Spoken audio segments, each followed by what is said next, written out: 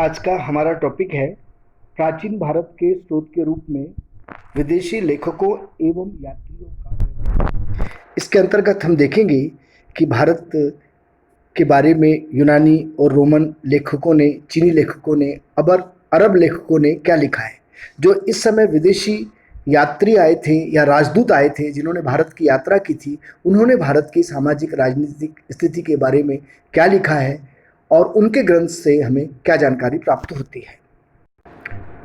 सबसे पहले हम लेते हैं यूनानी रोमन लेखक या यात्री या राजदूत जो भारत आए थे, उन्होंने भारत के बारे में कौन सा ग्रंथ लिखा, उसमें क्या महत्वपूर्ण बात है और वो किस शासक के समय भारत आए थे।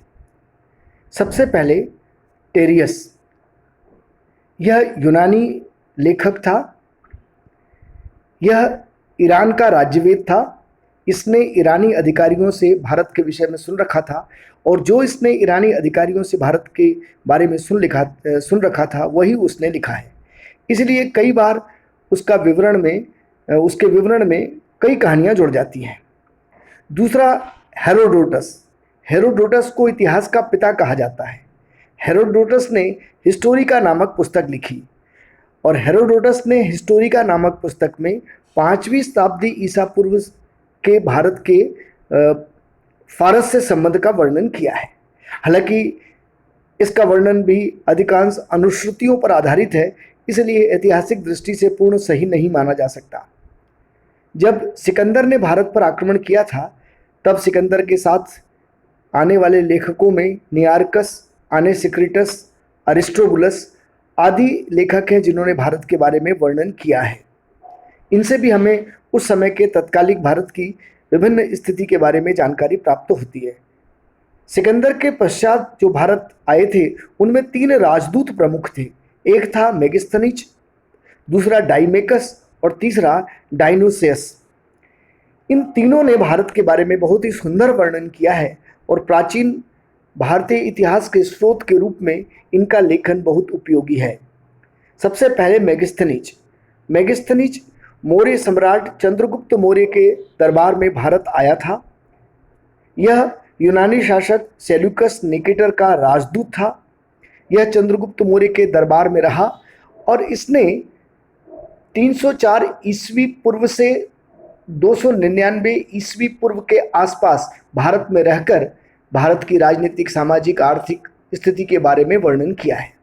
मेगिस्थनीज ने इंडिका नामक पुस्तक लिखी और इस इंडिका नामक पुस्तक में मौर्य युगीन समाज और संस्कृति के बारे में विस्तृत वर्णन किया है। हालांकि मेगिस्थनीज की इंडिका मूल रूप में उपलब्ध नहीं है, लेकिन इसके कुछ अंश उद्धरण के रूप में कई यूनानी इतिहासकारों ने अपने लेखन में किया है। बाद के लेखकों में एरियन, स्ट्रेबो, जस्टिन आदि ऐसे लेखक थे जिन्होंने मेगिस्थनीज की इंडिका के उद्धरण अपने लेखों में लिखा है। इनसे भी हमें पता चलता है कि भारत की स्थिति उस समय क्या थी। इसके बाद दूसरा एक राजदूत था डाइमेकस। डाइमेकस बिंदुसार के दरबार में आया था।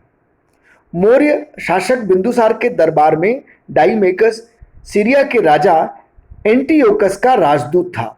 इसने भी भारत के बारे में बड़ा ही सुंदर वर्णन किया है। एक अन्य राजदूत डायनोसिस था। डायनोसिस अशोक के दरबार में आया था और यह मौर्य सम्राट अशोक के दरबार में मिस्र के शासक टॉलेमी फिलाडेल्फस का राजदूत था।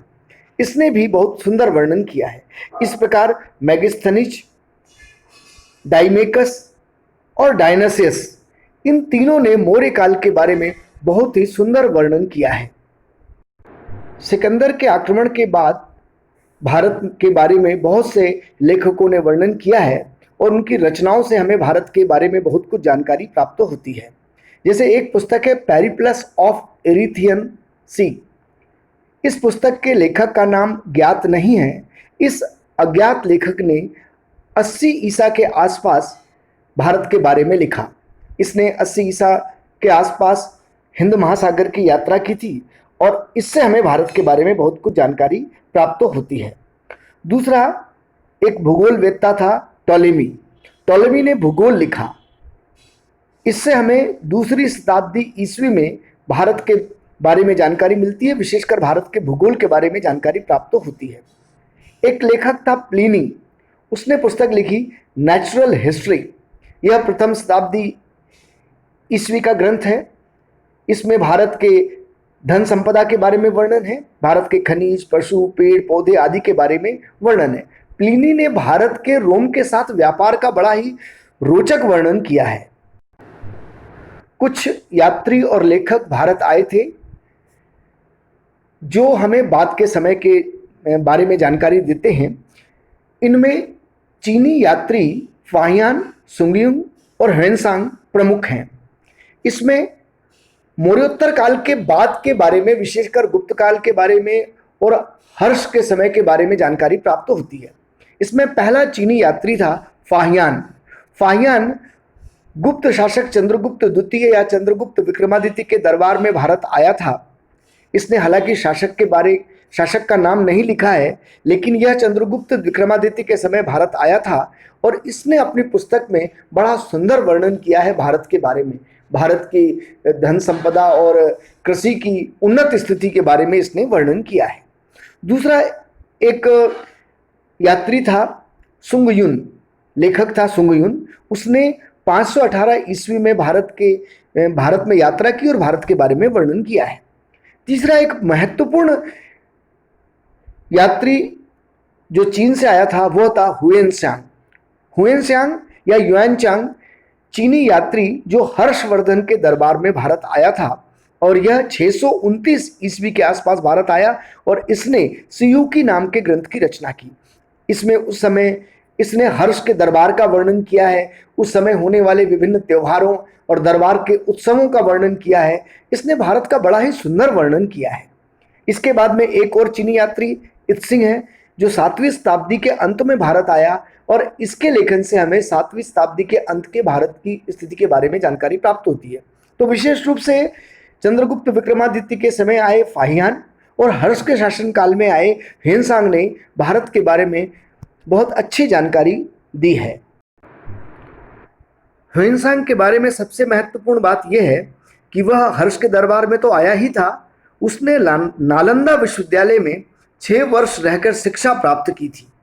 उसने 138 देशों का विवरण लिखा है और उसका एक मित्र था ह्विली। ह्विली ने ह्वेनसांग की जीवनी लिखी है और इससे भी हमें हर्ष के समय के राजनीतिक, सामाजिक, धार्मिक स्थिति के बारे में जानकारी प्राप्त होती है।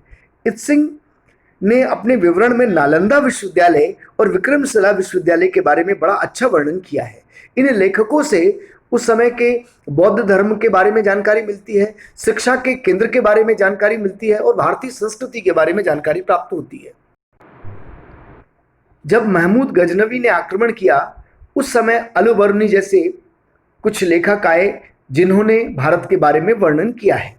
तो कुछ अरबी लेखक एवं यात्रियों ने भी भारत की तात्कालिक सामाजिक, राजनीतिक, धार्मिक स्थिति के बारे में वर्णन किया है। इसमें सबसे पहले अलबर्नी का जन्म ख्वारिज्म खीवा में हुआ था। यह महमूद गजनवी के साथ भारत आया था। इसने तहकीकात-ए-हिंद नामक एक पुस्तक लिखी और इसमें भारत की तात्कालिक धार्मिक, राजनीतिक और सामाजिक स्थिति का विस्तृत वर्णन किया है। इसके बाद में एक लेखक था इब्न खुर्ददव। यह 9वीं शताब्दी में आया और इस 9वीं शताब्दी में इसने किल्बुल मसालिक वल ममालिक नाम का ग्रंथ लिखा। इसने भारतीय समाज एवं भारत की आर्थिक स्थिति के बारे में वर्णन किया है। इसके ग्रंथ से हमें विभिन्न प्रकार के व्यापारिक मार्गों की जानकारी प्राप्त होती है। इसी प्रकार एक अरबी लेखक अल मसूदी ने मुरुजुज ज़हब नाम का ग्रंथ लिखा और इससे भी हमें उस समय के राजनीतिक और सामाजिक स्थिति के बारे में जानकारी प्राप्त होती है। एक अन्य अरबी लेखक मीर मुहम्मद मसूद था। मीर मुहम्मद मसूद ने तारीख़-ए-सिंध या तारीख़-ए-मसूमी नाम का ग्रंथ लिखा और इसमें सिंध का इतिहास है। अरबों के आक्रमण के समय सिंध की क्या स्थिति थी, इसके बारे में इसने वर्णन किया है। इसने अरब आक्रमणकारी मोहम्मद बिन कासिम के बारे में विस्तृत वर्णन किया है। एक अन्य लेखक शेख अब्दुल हसन है। इसकी पुस्तक कमील उत तवारीख में इसने मोहम्मद गोरी के भारतीय आक्रमणों के बारे में वर्णन किया है।